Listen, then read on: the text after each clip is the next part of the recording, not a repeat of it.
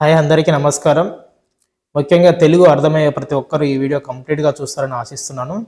దాంతో పాటు ఒక లైక్, ఒక సబ్స్క్రైబ్ చేసుకోండి. ఎందుకంటే మీరు నాకు చాలా హెల్ప్ చేసిన వాళ్ళైతారు. దీంట్లో ముఖ్యంగా హెల్త్ ఇన్సూరెన్స్ గురించి రైతులకు ఎలా ఉపయోగపడుతది? అసలు హెల్త్ ఇన్సూరెన్స్ అవసరమా? కాదా? రైతులకు హెల్త్ ఇన్సూరెన్స్ తీసుకోవడం వల్ల లాభం ఏంటి? నష్టం ఏంటి? హెల్త్ ఇన్సూరెన్స్ యొక్క ఉపయోగం ఏంటనేది కంపల్సరీగా మొత్తం నేను ఎక్స్‌ప్లెయిన్ చేసే ప్రయత్నం చేస్తా. Please subscribe and like and share. ఇది అందరికీ పడుతుందని అనుకుంటున్నా కాబట్టి ఈ వీడియో నేను చేస్తా ఉన్నా. ప్రతి ఒక్కరు కంప్లీట్గా ఈ వీడియో చూడండి. నేను చెప్పేది మీకేమైనా అర్థం కాకపోతే కమెంట్ రూపంలో మీరు రాయండి. మీకు ఏమన్నా సజెషన్స్ కావాలన్నా కూడా నేను కంప్లీట్గా మీకు రిప్లై ఇస్తాను. అయితే హెల్త్ ఇన్సూరెన్సు రైతులకి ఎలా ఉపయోగపడుతుంది అనేది ఈ వీడియో చేయబోతున్నా. హెల్త్ ఇన్సూరెన్స్ అనేది ముఖ్యంగా రైతులకి అవసరం. ఈరోజు రకరకాలుగా రైతులు చాలా రోగాల బారిన పడతా ఉన్నారు.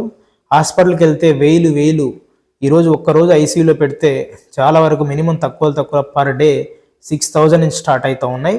అయితే హెల్త్ ఇన్సూరెన్స్ తీసుకోవడం వల్ల రైతులకు చాలా ఉపయోగపడుతుంది. హెల్త్ ఇన్సూరెన్స్ అనేది ఎందుకు తీసుకోమని చెప్తున్నామంటే ప్రతిరోజు రోజు ప్రమాదాలకు గురి కావడం, ఉన్న ఆస్తులను అమ్ముకోవడం, హాస్పిటల్కి వెళ్ళడం, హాస్పిటల్కి పోయినాక ఉన్నంత వరకు దోచుకోవడం, వాళ్ళు ఎలా కోలుకోవడానికి 1 సంవత్సరం పట్టొచ్చు. అయితే అందుకోసం హెల్త్ ఇన్సూరెన్స్ మీరు కంపల్సరీ తీసుకోవాలి. హెల్త్ ఇన్సూరెన్స్ ఎందుకు అంటే మీకు ఆర్థిక భరోసా కోసం హెల్త్ ఇన్సూరెన్స్ మీకు చాలా ఉపయోగపడుతుంది. హెల్త్ ఇన్సూరెన్స్ అంటే కూడా తెలియని వాళ్ళు చాలా మంది ఉన్నారు. భారతదేశంలో చాలా మంది కూడా హెల్త్ ఇన్సూరెన్స్ అంటే ఏందో తెలియని వాళ్ళు కూడా చాలా మంది ఉన్నారు. హెల్త్ ఇన్సూరెన్స్ అనేది ప్రతి ఒక్కరూ పుట్టగానే కట్టుకోవడం మేలు.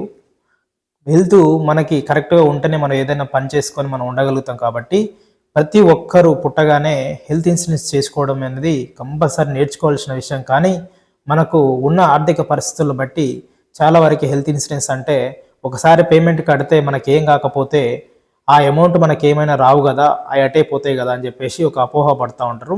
హెల్త్ ఇన్సూరెన్స్ అనేది కట్టుకుంటే 100% మనకే ఉపయోగపడుతుంది అండి. లేకపోతే మనం ఒకవేళ ఉపయోగించుకోకపోతే నీతో పాటు కట్టిన వాళ్ళకి ఎవరికైనా ఏమైనా ప్రమాదం జరిగినప్పుడు వాళ్ళకు ఉపయోగించడం జరుగుతుంది కంపల్సరీగా. అది ఈ ఇన్సూరెన్స్ వాళ్ళు చూసుకుంటారు, కంపెనీ వాళ్ళు చూస్తారు. కాబట్టి మీరు హెల్త్ ఇన్సూరెన్స్ అనేది కంపల్సరీగా కట్టుకోవడం అనేది మేలు. ముఖ్యంగా రైతులకి ఏదన్నా జరిగినప్పుడు, రైతులు రోజు హార్డ్ వర్క్ చేస్తున్నప్పుడు పొలాల్లో పాము కాటు, తేలుకాటు ఇలాంటికి ఇంకేదన్నా పురుగులు కరవడం వల్ల, పురుగు కరచడం వల్ల వాళ్ళకి ఏదన్నా విషం ఎక్కి అపాయం జరిగినప్పుడు వీళ్ళు హాస్పిటల్కి వెళ్తారు. హాస్పిటల్కి వెళ్ళినప్పుడు అక్కడ లక్షలు పోస్తూ ఉంటారు. ఎందుకు అంటే వీళ్ళకి హెల్త్ ఇన్సూరెన్స్ అనే దాని గురించి తెలియదు కాబట్టి ఇన్సూరెన్స్లు అనేది కట్టుకోరు అనమాట.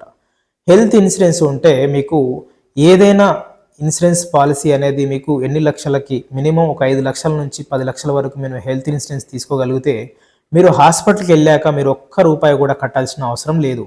ఎందుకు అంటే మీరు హెల్త్ ఇన్సూరెన్స్ తీసుకోవడం వల్ల మీకు as per Indian government norms ప్రకారం వాళ్ళు కొంత కవరేజ్ ఇస్తారు. కాబట్టి హెల్త్ ఇన్సూరెన్స్ కార్డు ఇచ్చేసి వాళ్ళకి ఇచ్చేస్తే ఎంత పెద్ద హాస్పిటల్లో అయినా కూడా మనం ఆ ట్రీట్మెంట్ చేసుకోవచ్చు. ఇక్కడ ముఖ్యంగా రైతులు ఎట్లా ఆగమవుతున్నారంటే ఆరుగాలం కష్టపడి చేసినటువంటి పంటలకు చీడపుడులు జరిగినప్పుడు చాలా వరకు స్ప్రేయింగ్ చేస్తూ ఉన్నారండి. స్ప్రే చేయడం వల్ల ఆ స్ప్రే కూడా ముక్కులోకి వెళ్ళి మనకు నోట్లో పడడం, ఇంకా శరీరం మీద పడడం, చాలా వరకు క్యాన్సర్ దారితీస్తూ ఉన్నారు. ఎక్కువ మంది రైతులు మాత్రమే ఈ రోగాల బారిన పడుతున్నారు. ఎందుకంటే డైరెక్ట్గా పొలాల్లో పనిచేసేటప్పుడు వీళ్ళు పిచికారీ చేయడం అనేది జరుగుతూ ఉంది, మందులు అనేది. ఈ మందులు పిచికారీ చేయడం వల్ల కూడా చాలా అనారోగ్యానికి గురి అవుతూ ఉన్నారు రైతులు. కొంచెం జాగ్రత్తగా మీరు పిచికారీ చేసేటప్పుడు, స్ప్రే చేసేటప్పుడు, మందులు స్ప్రే చేసేటప్పుడు మాస్కు, కళ్ళజోళ్ళు, మీరు హెల్త్కి చాలా జాగ్రత్తలు తీసుకోవాలండి. చాలా వరకు నాకేమవుతుందిలే నేను అని చెప్పేసి మీరు స్ప్రే చేస్తూ ఉంటారు. అయితే హెల్త్ ఇన్సూరెన్స్ ఇలాంటి ఏమైనా జరిగినప్పుడు మీరు హాస్పిటల్కి వెళ్ళినప్పుడు ప్రమాదాలు జరిగినా, యాక్సిడెంటల్ జరిగినా, ఏదైనా పాము కాటు కానీ, తేలుకాటు కానీ, ఇంకేదైనా ప్రమాదం అపాయం జరిగినప్పుడు మీరు హాస్పిటల్కి వెళ్తే హాస్పిటల్లో మీరు కార్డు ఇచ్చేస్తే ఆ కార్డు తీసుకొని మీరు ఎంతైతే హెల్త్ ఇన్సూరెన్స్ కవరేజ్ ఉందో మీ ఎక్స్పీరియన్స్ బట్టి కవరేజ్ డిసీజులు ఉంటాయి. కాబట్టి అప్పుడు యాక్సిడెంటల్ అయితే ఏదైనా ఏ ఇన్సూరెన్స్ అయినా కవర్ చేస్తుంది. కాబట్టి ఆ యాక్సిడెంటల్కి ఏ ఇన్సూరెన్స్ని తీసుకోవచ్చు. హెల్త్ ఇన్సూరెన్స్ అయితే సరిపోతుంది.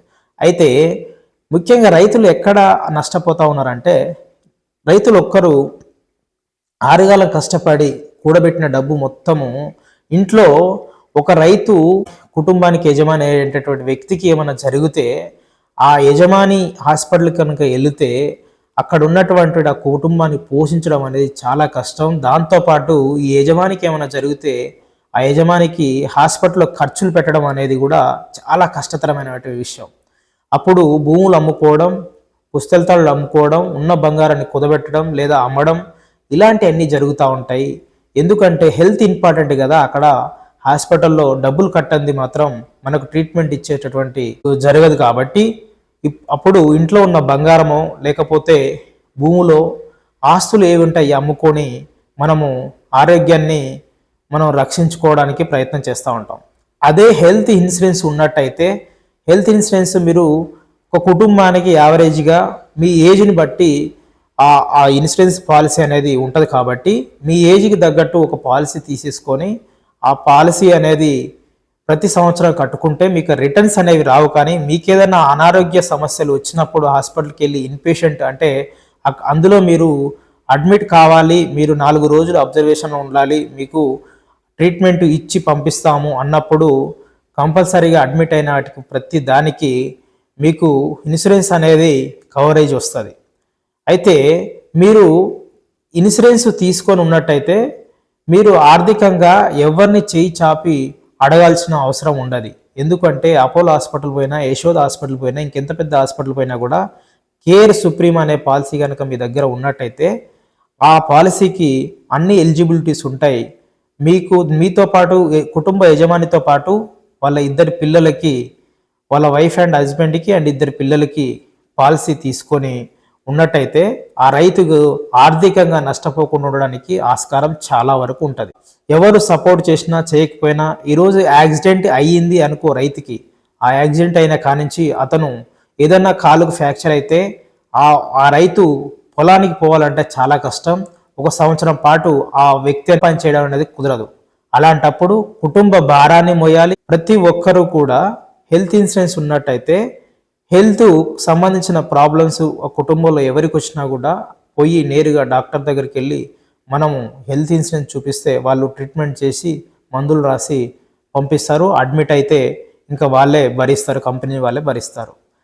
అలాంటి పరిస్థితుల్లో ఒక కుటుంబ యజమానికే ఇబ్బంది జరిగినట్టయితే, రైతుకే ఇబ్బంది జరిగినట్టయితే ఆ కుటుంబంలో ఇంకా 3 పోషించడం ఎంత కష్టమవుతుంది అనేది చూడండి. దాంతోపాటు ఈ హాస్పిటల్ ఖర్చులు పెట్టాలంటే పర్ డే ఐసీయూలో పెడితే అండి పర్ డే మినిమం 6,000 నుంచి ఛార్జ్ చేస్తూ ఉన్నారు పర్ డే.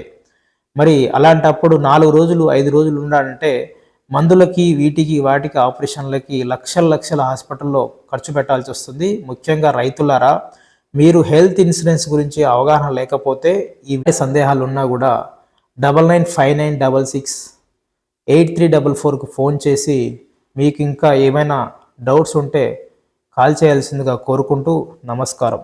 జై కిసాన్, జై భారత్.